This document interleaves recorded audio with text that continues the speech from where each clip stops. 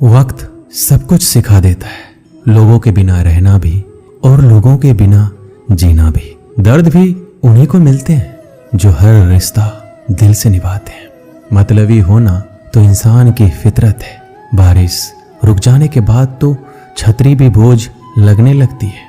अकेले हो तो विचारों पर काबू रखो और सबके साथ हो तो जुबान पर काबू रखो। रुलाया ना कर हर बात ऐ जिंदगी, जरूरी नहीं सबकी किस्मत में चुप कराने वाले हो। आप कितने भी अच्छे इंसान क्यों ना हो, आप हमेशा किसी की कहानी में बुरे जरूर होते हैं। वक्त भी हैरान है, इतनी जल्दी तो मैं भी नहीं बदलता जितनी जल्दी हम लोग बदलते हैं। कोई तराजू नहीं होता रिश्तों को तौलने के लिए। परवाह बताती है कि ख्याल का पलड़ा कितना भारी है। किसी भी व्यक्ति की सहनशीलता एक खींचे हुए रबड़ की तरह होती है। एक सीमा से ज्यादा खींचे जाने पर उसका टूटना तय है। इतिहास कहता है कि कल सुख था, विज्ञान कहता है कि कल सुख होगा, लेकिन पता है धर्म क्या कहता है? अगर मन सच्चा और दिल अच्छा है तो हर रोज सुख होगा। आदत थी मेरी सबसे हंसकर बोलना, मेरा शौक ही मुझे बदनाम कर गया। श्री कृष्ण कहते हैं खोई हुई दौलत, भूली हुई विद्या फिर से लौट सकते हैं, पर क्या खोया हुआ समय कभी लौटता है? नहीं। सारी जिंदगी रखा है रिश्तों का भर्म मैंने, लेकिन सच तो यह है कि खुद के सिवा कोई अपना नहीं होता। संसार में सुई बनकर रहें, कैंची बनकर नहीं। सुई दो को एक कर देती है और कैंची एक को दो कर देती है। व्यक्ति क्या है ये महत्वपूर्ण नहीं है, परंतु व्यक्ति में क्या है ये बहुत महत्वपूर्ण है। लोगों का मुंह बंद करवाने से अच्छा है अपने कान बंद कर लो, जिंदगी बेहतर बन जाएगी। श्री कृष्ण कहते हैं जीवन में समस्याओं से कौन घिरा रहना चाहता है, कौन कठिनाइयों से घिरा रहना चाहता है? कोई नहीं। आप भी ऐसा नहीं चाहोगे तो ऐसा करने के लिए आप क्या करते हैं? ऐसा करने के लिए अधिकतर लोग कठिनाइयों से दूर भागते हैं, समस्याओं से दूर रहते हैं, और यही आप सबसे बड़ी भूल कर बैठते हैं। समस्या जंगली पशु के समान होती है, जिससे आप जितना दूर भागेंगे वो उतना ही विकराल रूप धारण कर लेगा और अंततः आपका अंत कर देगा। तो इस समस्या से कैसे बचा जाए? और इस समस्या का हल है कि आप अपने परिश्रम से, अपनी लगन से, अपनी दृढ़ता से समस्या का हल ढूंढना होगा। यदि नाविक को कुशल खेवैया बनना है तो वो शांत समुद्र में नहीं बन सकता, उसे तो तूफान का सामना करना ही होगा। श्री कृष्ण कहते हैं कि इतिहास गवाह है कि जिसकी बराबरी नहीं की जा सकती उसकी बदनामी शुरू कर दी जाती है। समय एक नदी की तरह है, हम एक ही पानी को दोबारा नहीं छू सकते। जो धारा बह चुकी है वह फिर कभी नहीं आएगी। संभल के रहो ऐसे लोगों से जिनके दिल में भी दिमाग होता है। कोई भी इंसान ऐसे ही अपने आप नहीं बदलता। जिंदगी में कुछ ऐसे हादसे हो जाते हैं जो इंसान को बदलने पर मजबूर कर देते हैं। किसी ने एक संत से पूछा गुस्सा क्या है? संत ने बहुत अच्छा जवाब दिया, किसी और की गलती की सजा खुद को देना। वक्त के साथ चलना कोई जरूरी नहीं है, सच के साथ चलिए, एक दिन वक्त आपके साथ चलेगा। साइकिल और जिंदगी तभी बेहतर चल सकती है जब उसमें चैन हो। कुछ सच तो हम पहले से जानते थे, बस देखना चाहते थे कि लोग झूठ कहाँ तक बोल सकते हैं। जब इंसान का स्वार्थ पूरा हो जाता है तब वह आपसे मिलना तो दूर, आपसे बोलना भी छोड़ देता है। मुश्किल वक्त का सबसे बड़ा सहारा है उम्मीद, जो एक प्यारी सी मुस्कान देकर कानों में धीरे से कहती है सब्र रख, सब अच्छा ही होगा। जरूरी नहीं हमेशा बुरे कर्मों की वजह से ही दर्द सहने को मिले। कई बार हद से ज्यादा अच्छे होने की कीमत चुकानी पड़ती है। किस्मत और हालात दोनों जब साथ ना दे तो उनकी भी सुननी पड़ती है जिनकी कोई औकात नहीं होती। कोशिश आखिरी सांस तक करनी चाहिए, या तो लक्ष्य हासिल होगा या अनुभव। कहते हैं कि प्यार की शुरुआत आंखों से होती है। यकीन मानो प्यार की कीमत भी आंखों से ही चुकानी पड़ती है। श्री कृष्ण कहते हैं आपने पौधों को सींचते हुए देखा होगा, या आपने खुद भी पौधों को सींचा होगा, और आप भी ये कार्य प्रतिदिन करते होंगे। जब आप पौधे को जल देंगे तभी यह फलित होगा, इनमें से फूल निकलेंगे, इनकी सुंदरता बढ़ेगी। परंतु प्रतिदिन यह कार्य करने के पश्चात भी हम इससे एक महत्वपूर्ण सीख लेना भूल जाते हैं। हम कभी पौधों के पत्तों पर, उनकी डालियों पर, उनके फूलों और फलों पर जलधारा नहीं डालते, उन्हें धोते नहीं, परंतु फिर भी वह पनपते हैं, क्योंकि पौधों का जड़ ही सफलता का मूल है। यदि आप एक बार में अनेक कार्य करने जाएंगे तो आपको एक कार्य में भी सफलता नहीं मिलेगी, परंतु यदि आप बुद्धिमता से, दृढ़ मन से एक कार्य साधेंगे तो एकाएक स्वतः ही सारे कार्य सफल हो जाएंगे। जो आपका मूल है, जहां से आपको सिंचाई मिल रही है, यदि आपने उसी जड़ को छोड़ दिया तो एक सूखे पौधे की भांति आप भी सूख कर गिर जाएंगे और अपना अस्तित्व खो बैठेंगे। श्री कृष्ण कहते हैं, अच्छे लोग हमेशा साथ रहते हैं, दिल में भी, शब्दों में भी, दुआओं में भी। किसी के बारे में सब कुछ जान लेना उसे फिर से अजनबी बना देता है। पछतावा ना कीजिए, क्योंकि बीता हुआ समय अच्छा था तो वह यादगार है, और यदि बीता हुआ समय खराब था तो एक अनुभव है। परिस्थितियां हमारे लिए समस्या नहीं बनती, समस्या तो तब बनती है जब हमें परिस्थितियों से निपटना नहीं आता है। पता नहीं लोग दूसरों को उदास करके खुद कैसे खुश रह लेते हैं। रिश्ता चाहे कितना भी क्यों ना बिगड़ा हो, अगर सुधारना चाहो तो सब कुछ सही हो सकता है। रुलाते तो सभी हैं, लेकिन अगर कोई तुम्हारे लिए खुद रो पड़े तो उसे कभी खुद से दूर मत होने देना। इंसान कब बदल जाता है पता ही नहीं चलता, और हम ये सोचते रह जाते हैं कि आखिर हमने गलती कहाँ की है। जिंदगी में 3 लोगों को कभी मत भूलना। एक तो वो जो मुसीबत में साथ देते हैं, एक वो जो मुसीबत में साथ छोड़ देते हैं, और एक वो जो मुसीबत में आपको डालते हैं। जब लोग आपकी बुराई करें तो बिल्कुल परेशान ना हो, वास्तव में वह लोग आपको महत्व देने का कोई रास्ता जानते ही नहीं है। श्री कृष्ण कहते हैं, जीवन में सभी केवल सफल होना चाहते हैं, केवल विजय चाहते हैं। कोई भी पराजित नहीं होना चाहता, कोई भी असफल नहीं होना चाहता, कोई भी नहीं चाहता कि उसके प्रयास व्यर्थ जाए। यदि एक दृष्टिकोण से देखा जाए तो ये उचित भी है, परंतु असफलता में भी एक अच्छी बात छुपी होती है।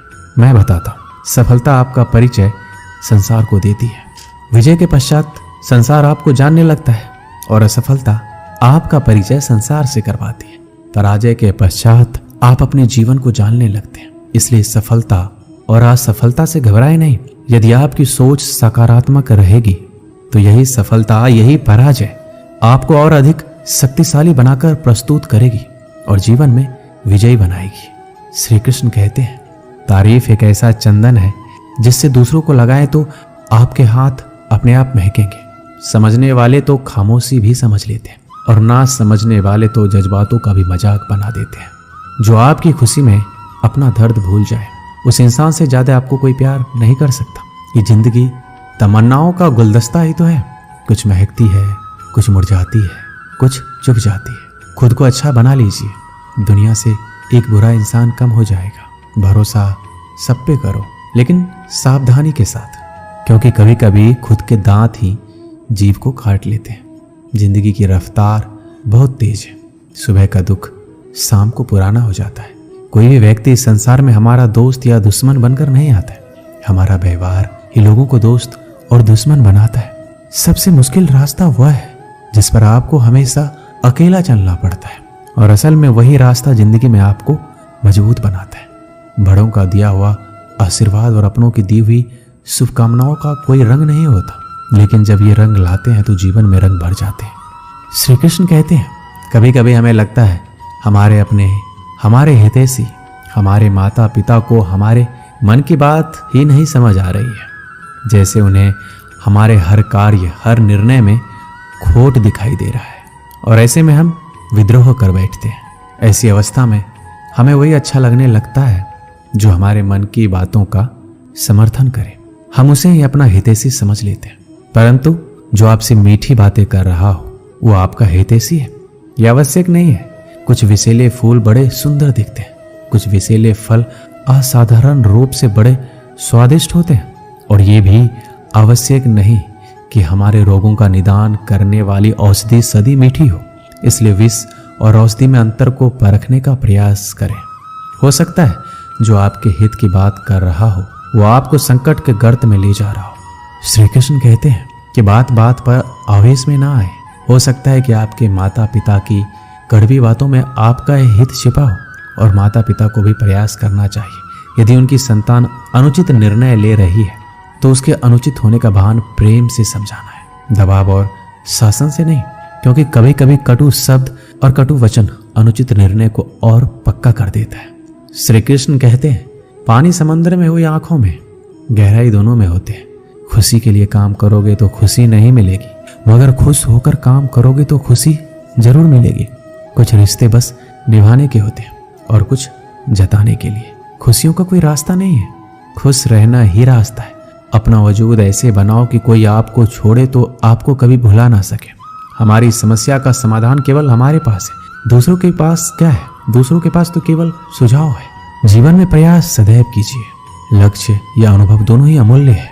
अहंकार की बीमारी शराब जैसी होती है, खुद को छोड़कर सबको पता चलता है कि इसको चढ़ गई है। बस सिर्फ हंसते रहो, दुनिया वाले सोचते ही रहेंगे कि इसको कौन सा सुख मिल गया है।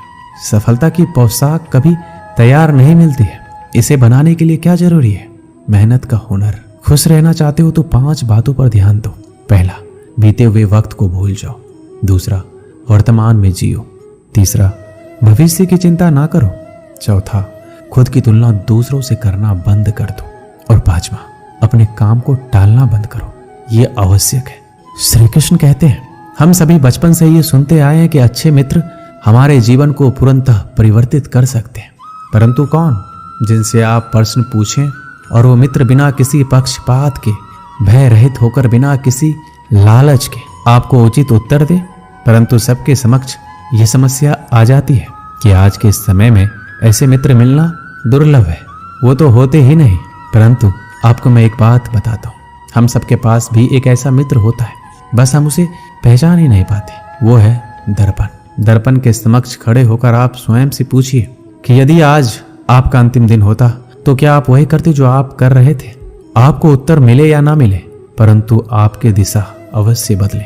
इसलिए आपसे अतिरिक्त आपका सबसे घनिष्ठ मित्र, सबसे अच्छा मित्र कोई नहीं है। श्री कृष्ण कहते हैं, सब कुछ सहन करना भी चाहिए, क्योंकि हम में भी ऐसी बहुत सी कमियां हैं जिन्हें दूसरे सहन करते हैं। अज्ञानी व्यक्ति गलती छुपाकर बड़ा बनता है और ज्ञानी व्यक्ति गलती मिटाकर बड़ा बनता है। ये मौत भी बड़ी अजीब चीज है। एक दिन मरने के लिए पूरी जिंदगी जीना पड़ता है। किस्मत हमारे हाथ में नहीं, पर फैसले तो हमारे हाथ में है। किस्मत हमारे फैसलों को नहीं बदल सकती, पर फैसले हमारी किस्मत बदल सकती है। हर चीज अपने वक्त पर। बस एक प्यार है जो कभी बूढ़ा नहीं होता। जीवन में ज्यादा रिश्ते होना जरूरी नहीं है, जो रिश्ते हैं उनमें जीवन होना जरूरी है। सच के लिए लड़ने का हुनर सीख लो, क्योंकि कुछ सांपों के डर से शेर जंगल छोड़कर नहीं जाते। ये जिंदगी है, यहाँ पीठ पीछे छुरा मारने वालों को निर्दोष और भरोसा करने वालों को दोषी मानते हैं। श्री कृष्ण कहते हैं, हम सब शीघ्र ही सफलता चाहते हैं, ढेर सारी संपत्ति और सुख चाहते हैं। ऐसे में हम कई बार छोटे मार्गों को चयन कर लेते हैं, वो मार्ग जिनमें परिश्रम नहीं होता, जिनमें होता है तो केवल छल, कुटिलता और भाग्य का सहारा। जैसे कि जुआ। कोई जुए के खेल में धन लगाता है, कोई दांव लगाता है और ये भूल जाता है कि जुआ एक ऐसा दलदल है जिसमें एक बार गिरो तो सर्वनाश से पहले निकलना असंभव है। यदि आप जीतते हैं तो जीतने की भूख बढ़ जाएगी। यदि आप कुछ हार बैठे तो उसे पुनः पाने के लिए आप फिर से खेलेंगे। मनुष्य को यह आभास ही नहीं होता कि अपनी संपत्ति के साथ वो अपनी मानवता, अपने संस्कार, अपने धर्म और अपना उत्तरदायित्व सभी जुए की भेंट चढ़ा देता है। इसलिए कुछ पाना है तो परिश्रम से पाओ। अगर कुछ जुए में जीता भी तो वो उतना ही शीघ्र खो दोगे, क्योंकि उसे परिश्रम से नहीं पाया गया है और उसकी रक्षा करने के लिए आपके मन में स्वाभाविक प्रयास भी नहीं होंगे। एक गांव में एक आलसी आदमी रहता था। वह कुछ काम धाम नहीं करता था, बस दिन भर निठल्ला बैठकर सोचता रहता कि किस तरह कुछ खाने को मिल जाए। एक दिन वह यूं ही घूमते घूमते आम के एक बाग में पहुंच गया। वहां रसीले आमों से लदे कई पेड़ थे। रसीले आम देख उसके मुंह में पानी आ गया और आम तोड़ने वह एक पेड़ पर चढ़ गया। लेकिन जैसे ही वह पेड़ पर चढ़ा, बाग का मालिक वहां पहुंचा। बाग के मालिक को देख आलसी आदमी डर गया और जैसे तैसे पेड़ से उतरकर वहां से भाग खड़ा हुआ। भागते भागते वह गांव के बाहर स्थित जंगल में जा पहुंचा। वह बुरी तरह से थक गया था, इसलिए एक पेड़ के नीचे बैठकर सुस्ताने लगा। तभी उसकी नजर एक लोमड़ी पर पड़ी। उस लोमड़ी की एक टांग टूटी हुई थी और वह लंगड़ा कर चल रही थी। लोमड़ी को देख आलसी आदमी सोचने लगा कि ऐसी हालत में भी इस जंगली जानवरों से भरे जंगल में लोमड़ी कैसे बच गई, इसका अब तक शिकार कैसे नहीं हुआ। जिज्ञासा में वह एक पेड़ पर चढ़ गया और वहां बैठकर देखने लगा कि अब लोमड़ी के साथ क्या होगा। कुछ ही पल बीते थे कि पूरा जंगल शेर की दहाड़ से गूंज उठा, जिसे सुनकर सारे जानवर डरकर भागने लगे। लेकिन लोमड़ी अपनी टूटी टांग के साथ भाग नहीं सकती थी। वह वहीं खड़ी रही। शेर लोमड़ी के पास आने लगा। आलसी आदमी ने सोचा कि अब शेर लोमड़ी को मारकर खा जाएगा, लेकिन आगे जो हुआ वह कुछ अजीब था। शेर लोमड़ी के पास पहुंचकर खड़ा हो गया। उसके मुंह में एक मांस का टुकड़ा था जिसे उसने लोमड़ी के सामने गिरा दिया। लोमड़ी उस मांस के टुकड़े को खाने लगी। थोड़ी देर बाद शेर वहां से चला गया। यह घटना देखकर आलसी आदमी सोचने लगा कि भगवान सच में सर्वसर्वा है। उसने धरती के समस्त प्राणियों के लिए, चाहे वह जानवर हो या इंसान, खाने पीने का प्रबंध करके रखा है। वह अपने घर लौट आया। घर आकर वह 3 से 4 दिन तक बिस्तर पर लेटकर प्रतीक्षा करने लगा कि जैसे भगवान ने शेर के द्वारा लोमड़ी के लिए भोजन भिजवाया था, वैसे ही उसके लिए कोई ना कोई खाने पीने का सामान ले आएगा। लेकिन ऐसा कुछ नहीं हुआ। भूख से उसके हालात खराब होने लगे। आखिरकार उसे घर से बाहर निकलना ही पड़ा। घर के बाहर उसे एक पेड़ के नीचे बैठे हुए बाबा दिखाई पड़े। वह उनके पास गया और जंगल का सारा वृत्तांत सुनाते हुए बोला, बाबा जी, भगवान मेरे साथ ऐसा क्यों कर रहे हैं? उनके पास जानवरों के लिए भोजन का प्रबंध है, लेकिन इंसानों के लिए क्यों नहीं? बाबा जी ने उत्तर दिया, बेटा ऐसी बात नहीं है। भगवान के पास सारे प्रबंध है, दूसरों की तरह तुम्हारे लिए भी। लेकिन बात यह है, वो तुम्हें लोमड़ी नहीं शेर बनाना चाहते हैं। दोस्तों, इस कहानी से हमें यही सीख मिलती है कि हम सब के भीतर क्षमताओं का असीम भंडार है। बस अपनी अज्ञानतावश हम उन्हें पहचान नहीं पाते और स्वयं को कामचोर समझकर दूसरों की सहायता की प्रतीक्षा करते रहते हैं। स्वयं की क्षमता पहचानिए, दूसरों की सहायता की प्रतीक्षा मत कीजिए। इतने सक्षम बनिए कि आप दूसरों की सहायता कर सकें। दोस्तों, इस वीडियो में बस इतना ही। मिलते हैं अगली वीडियो में। अपना ख्याल रखिएगा। जय श्री कृष्णा।